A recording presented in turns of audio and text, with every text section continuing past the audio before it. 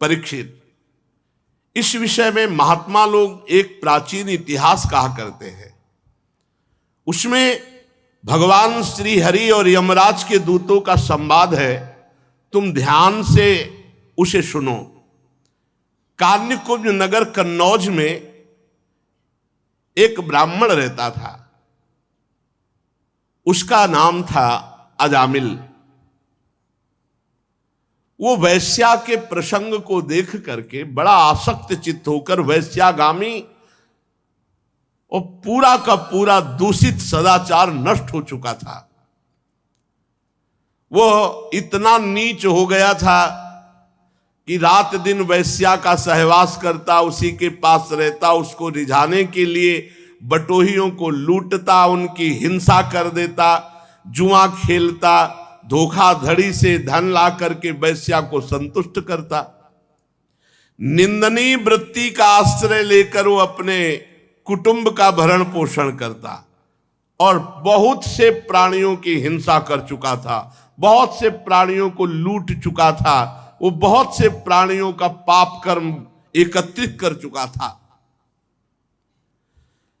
अब वो उसी वैश्या के साथ जो बच्चे पैदा हुए, उन्हीं के दुलार लालन पालन में समय उसका नष्ट हो गया।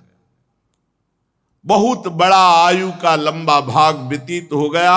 88 वर्ष की उसकी अवस्था अब आ गई।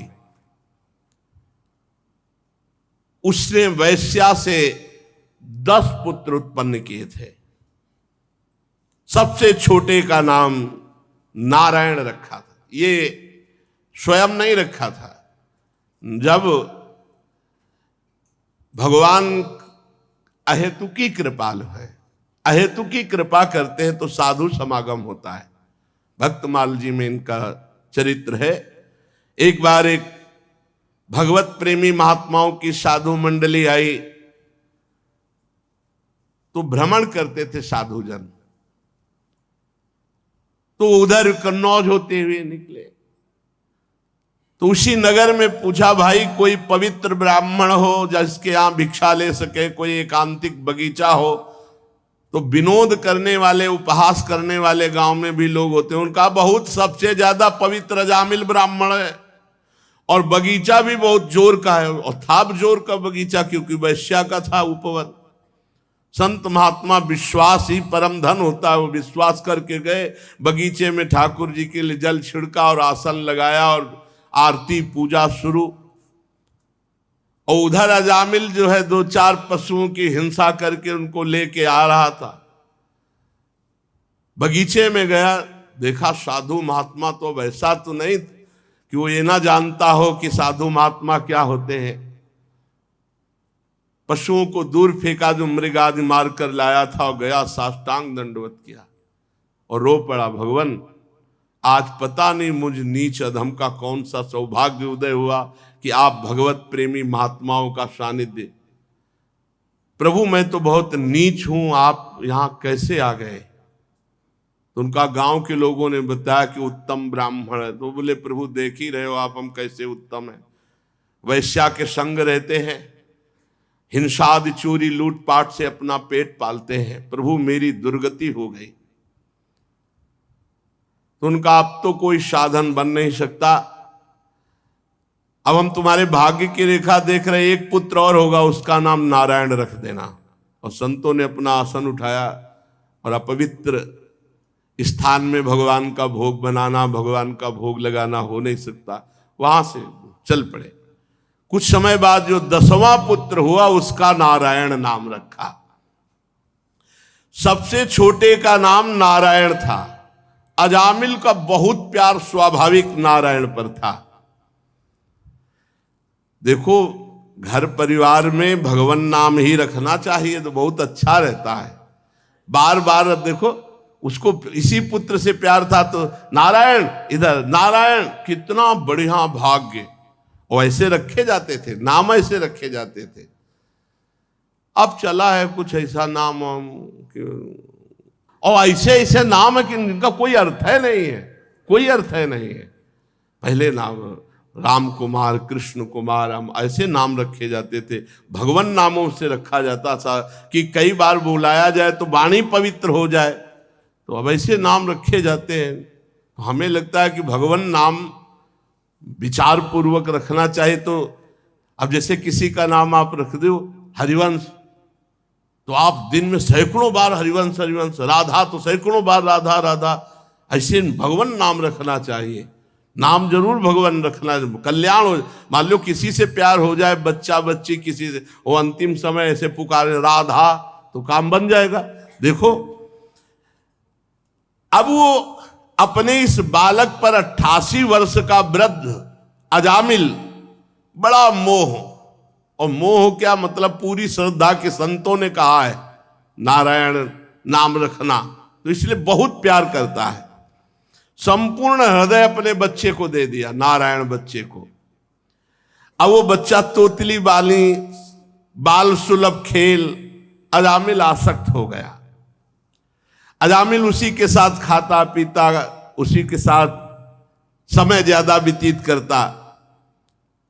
अब जिसको पता नहीं होता, असावधान व्यक्ति के ऊपर मृत्यु का प्रहार होता है, मृत्यु सिर पर आ पहुंची।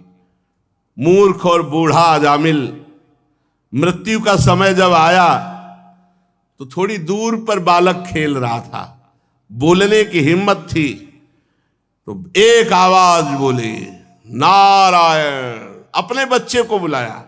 ये तो कहो संत कृपा से नारायण नाम रखा, हाँ बढ़िया नाम रखना चाहिए। अब तो कुछ पता ही नहीं चलता कि नाम क्या, कौन कौन से नाम। पहले तो विचार पूर्वक नाम रखे जाते थे, ऋषि मुनियों से विचार करवाया जाता, फिर नाम रखा जाता था। अजामिल ने देखा भयंकर यमदूत, हाथ में फांसी और टेढ़े टेढ़े भयंकर मुंह, दांत और रोए।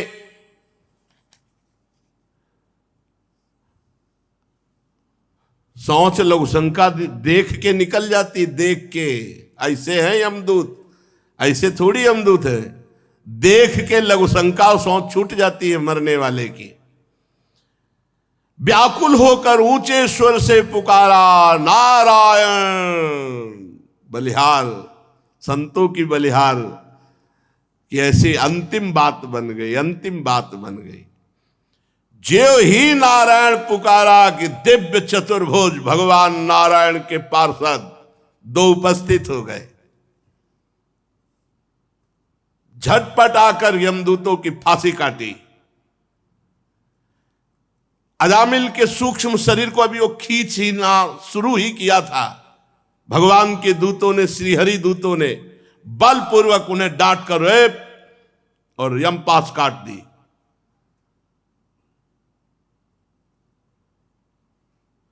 यमदूतों ने कहा भगवान यमराज के इस धर्म विधान का निषेध करने वाले तुम कौन हो सकते हो? भगवान धर्मराज की आज्ञा का उल्लंघन कर दे, त्रिभुवन में ऐसा कोई नहीं। कौन हो आप?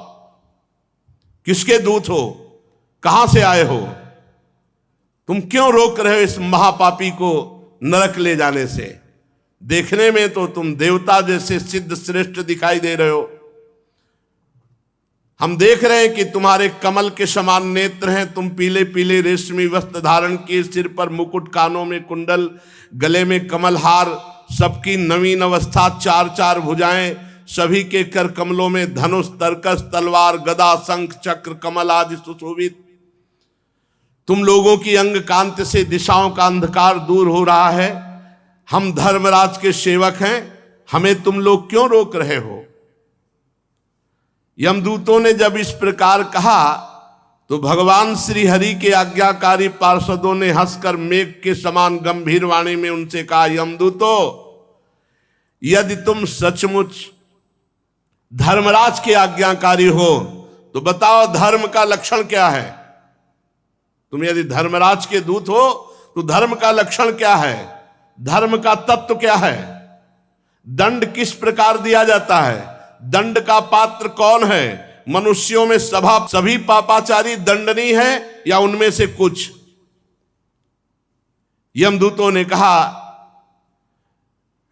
आपने पूछा धर्म का लक्षण क्या है, तो वेद जिन कर्मों का विधान करते हैं उन्हें धर्म कहते हैं, और वेद जिसे रोकते निषेध करते हैं उसे अधर्म कहते हैं। और वेद स्वयं भगवान का स्वरूप है, भगवान की श्वास प्रश्वास से वेदों का प्रादुर्भाव हुआ है। जगत के रजोगुण, सतोगुण, तमोगुण, इन तीनों से सभी प्राणी पदार्थ ओतप्रोत हैं। सभी की मनोवृत्तियां तीनों गुणों में रहती हैं, सतोगुण, रजोगुण, तमोगुण। तीनों गुणों से कर्म होते हैं, उसके अनुरूप उनका विभाजन होता है। सूर्य, अग्नि, आकाश, वायु, इंद्रियां, चंद्रमा, संध्या, रात दिन, दिशाएं, जल, पृथ्वी, काल, धर्म, ये गवाही होते हैं। रात दिन में सतोगुण, रजोगुण, तमोगुण से जो भी कर्म होते हैं उन कर्मों के ये गवाही होते हैं। सूर्य, अग्नि, आकाश, वायु, इंद्रियां, चंद्रमा, संध्या, रात दिन, दिशाएं, जल, पृथ्वी, काल और धर्म, ये गवाही होते हैं। एक एक सेकंड के कर्म का हिसाब है। इनके द्वारा पता चल जाता है कि ये धर्मात्मा है या अधर्म है, और फिर दंड के पात्र का निर्णय होता है। पाप कर्म करने वाले सभी मनुष्य अपने अपने पाप कर्म का दंड जरूर भोगते हैं। निष्पाप पुरुषों, जो प्राणी कर्म करता है, गुणों से संबंध होता है, उसे सारे पापों का कर्म भोगना पड़ता है, जो उसका दंड भोगना पड़ता है। कोई भी देहवान ऐसा नहीं जो पाप ना करे या पुण्य ना करे, और जो पाप पुण्य करेगा उसे भोगना पड़ेगा, अवश्य में भोक्तव्यम। इस श्लोक में जो मनुष्य जिस प्रकार का जितना अधर्म या धर्म करता है, परलोक में उसका उतना वैसा ही फल भोगना पड़ता है। हे देव शिरोमणियों, सतोगुण, रजोगुण और तमोगुण, तीनों गुणों के भेद के कारण इस लोक में तीन प्रकार के प्राणी देखे जाते हैं: पुण्यात्मा, पापात्मा और पुण्य पाप दोनों से युक्त। उसका परिणाम होता है पुण्यात्मा सुखी, पापात्मा दुखी, और पुण्य पाप मिश्रित सुख और दुख दोनों से युक्त होता है। वर्तमान समय में किए गया आचरण भविष्य का परिणाम दिखा देता है। वर्तमान में किया गया आचरण क्या भविष्य में इसकी दुर्गति होगी कि सदगति होगी। वर्तमान में जन्म जो हुआ, पाप और पुण्य जैसे भी किए गए, तो भविष्य में उसको दंड भोगना ही पड़ता है। हम स्वामी अजन्मा भगवान सर्वज्ञ यमराज के दूत हैं। हमारे स्वामी सबके अंतःकरणों में विराजमान है, किसी को कुछ बताने की जरूरत नहीं है। जो मन से सबको देख लेते हैं और उसी के अनुसार वो दंड देते हैं, इसमें किसी को बताने की जरूरत नहीं। यमराज स्वयं सबके हृदय में विराजमान है। जैसे सोया हुआ अज्ञानी पुरुष स्वप्न के समय प्रतीत हो रहे कल्पित शरीर को अपना वास्तविक शरीर मानता है, सोए हुए अथवा जागने वाले शरीर को भूल जाता है, वैसे ही जीव पूर्व जन्मों की याद भुलाकर इस शरीर में वर्तमान में जो भी कर्म करता है उसको दंड भोगना पड़ता है। सिद्ध पुरुषों, जीव शरीर से 5 कर्मेंद्रियों से लेना देना, चलना फिरना आदि काम करता है, और 5 ज्ञानेंद्रियों से रूप रस आदि 5 विषयों का भोग करता है। 16वें मन के साथ 17वां स्वयं मिलकर अकेले ही मन, ज्ञानेंद्री और कर्मेंद्री, इन तीनों से विषयों को भोगता है और उसे दंड भोगना पड़ता है। जीव का 16 कला और 3 गुणों वाला ये सूक्ष्म शरीर बार बार जन्म, बार बार मरण यही भोगता है। बार बार हर्ष, बार बार शोक, भय, पीड़ा, जन्म, मृत्यु ये भोगना पड़ता है। कामवश पाप करता है, काम से प्रेरित होकर, क्रोधवश पाप करता है, लोभवश पाप करता है, मोहवश पाप करता है, अहंकारवश पाप करता है, ईर्ष्यावश, इनके द्वारा पाप कर्म होता है और उसे भोगना पड़ता है। जैसे रेशम का कीड़ा अपने ही जाल में फंस करके मारा जाता है, वो अगर रेशम का जाल ना निकाले तो ना मारा जाए, ऐसे ही कर्म के जाल में फंस करके ये मनुष्य मरता है। ये मोह का शिकार बनता है। कोई शरीरधारी जीव एक क्षण भी कर्म किए बिना नहीं रह सकता। प्रत्येक प्राणी से स्वाभाविक माया विवश करके कर्म कराती है। जीव को पूर्व जन्मों के पाप पुण्य संस्कारों के अनुसार ये शरीर प्राप्त होता है, स्थूल शरीर, सूक्ष्म शरीर। उसी के अनुसार उसकी वासनाएं होती हैं, उसी के अनुसार उसकी क्रियाएं होती हैं और उसी के अनुसार उसको भोगना होता है। देव शिरोमणियों, आप जानते हो अजामिल बड़ा पापी वर्तमान में। पहले ये शास्त्रज्ञ था, शील सदाचार सद्गुण संपन्न था। ये ब्रह्मचर्य का पालन कर रहा था, इंद्रियों को शासन में ले रहा था, पवित्र था। इसने गुरु अग्नि अतिथि वृद्ध पुरुषों की उपासना की थी, समस्त प्राणियों का उपकार चाहता था। पर एक दिन ये अपने ब्राह्मण पिता के आदेशानुसार वन में गया और वहां से फल फूल समिधा कुश लेकर लौट रहा था। लौटते समय देखा कि एक भ्रष्ट वैश्या किसी कामी पुरुष से निर्लज्जता पूर्वक विहार कर रहा है। वैश्या ने भी शराब पी रखी थी, वो भी मतवाली हो रही थी। पुरुष के साथ ऐसे देख करके अजामिल का मन चंचल हो गया। अब ये लाख उपाय किया अपने मन को संभालने का, लेकिन ये काम के वशीभूत हो गया। यद्यपि बहुत धैर्य और ज्ञान का प्रयोग किया, पर काम वेग से विचलित होकर मन को ना रोककर ये पूरी शक्ति से वैश्या को रिझाने में लग गया। वैश्या को निमित्त बनाकर काम पिशाच ने इस अजामिल का नाश कर दिया। अब ये शास्त्र संबंधी सारी पवित्रता और चेष्टा मर्यादा छोड़कर वैश्या को रिझाने में लग गया। वैश्या के साथ सहवास और अपने घर की सारी संपत्ति वैश्या को दे दी। ये धर्म भ्रष्ट हो गया और वैश्या के ही पास रहने लगा। अब सुंदर सुंदर वस्त्र आभूषण आदि से वैश्या को प्रसन्न करना, धीरे धीरे धीरे धीरे चोरी, हिंसा, जुआ, शराब सब आ गए दोष। स्वच्छंद चारणी कुलटा वैश्या के अधीन होकर के इसने साफ शास्त्र विरुद्ध आचरण किए। इस पापी ने शास्त्राज्ञा का उल्लंघन किया, स्वच्छंद पापाचरण किया, ये शास्त्र निंदित कार्य किए। ये वैश्या के मल समान शरीर और अन्न से पला, इसलिए अब हम इसे ले जाएंगे और नरक में यंत्रणा देकर इसको पवित्र करेंगे। हम इस पापी को दंड पानी भगवान यमराज के पास ले जाएंगे, वहां जाकर ये दंड भोगेगा, तब पवित्र होगा। ये सुनकर भगवान के पार्षदों ने हंस दिया और कहा, यमदूतों, बड़े आश्चर्य की बात है कि तुम धर्मराज के दूत हो और पूर्ण धर्म का तुम्हें ज्ञान नहीं।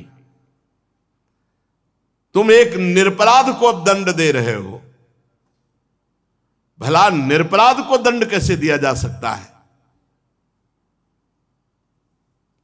जिस समय इसने अपने अंतिम समय अपने पुत्र के बहाने बुलाया नारायण, उसी समय इसके सारे पाप नष्ट हो गए। ये बात समझ लो, कोई भी तपस्या इतनी पवित्र नहीं कि सारे पाप नष्ट कर सके।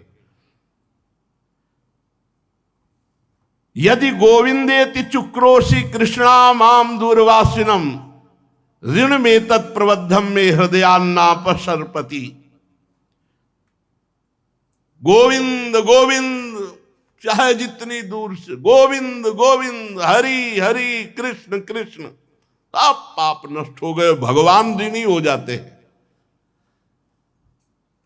साधारण धर्म का ज्ञान तुमने वर्णन किया, साधारण धर्म का ज्ञान तुम्हें नहीं।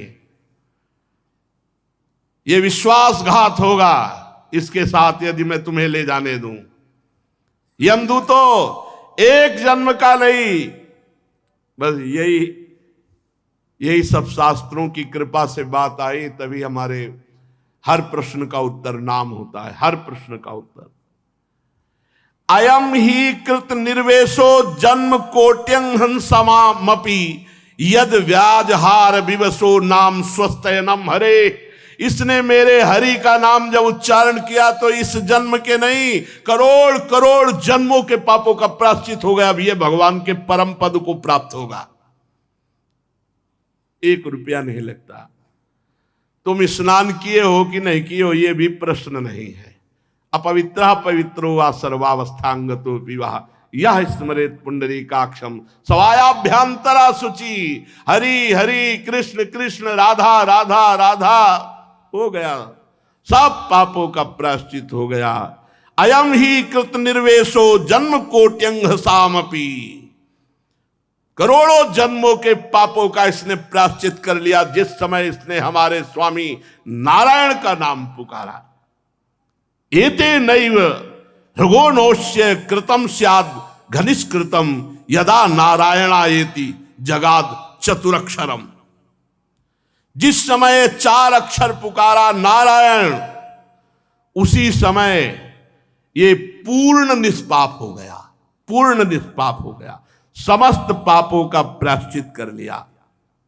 ध्यान दो, भगवान के पार्षद बोल रहे, स्तेनः शुरापो मित्र ध्रुव ब्रह्म गुरुतल्पगः स्त्री राज पितृ गोहंता ये च पातकिनो परे सर्वेषामप्यघवता मिदमेव सुनिष्कृतम नाम व्याहरणम विष्णुर यतस्तद्विषयामति।